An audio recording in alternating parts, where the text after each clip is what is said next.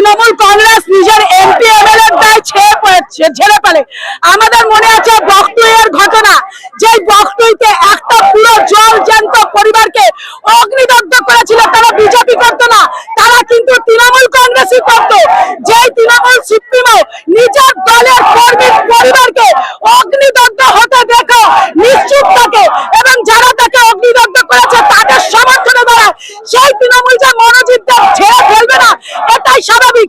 এটা তৃণমূল ছাত্র পরিষদের প্রজন্মদের দেখা উচিত, যার ভরসায় আজকে তারা নোংরামি করছে, যার ভরসায় আজকে তারা দাদাগিরি করছে।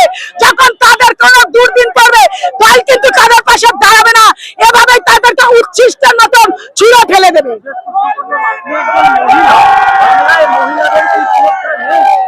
বাংলায় মহিলাদের যে সুরক্ষা নেই এটা মানে শুধু বাংলা না, সারা ভারতবর্ষ এবং সারা বিশ্ব জেনে গেছে। আপনি দেখেছেন যখন অভিয়া কাণ্ডে আমেরিকা, ইংল্যান্ড, ব্রিটেন, অস্ট্রেলিয়া সর্বদেশে আজকে তার জন্য তারা সবাই প্রতিবাদ করেছিলেন এবং মমতা ব্যানার্জি যখন ইংল্যান্ডে গেছিলেন অতিথি সেজে,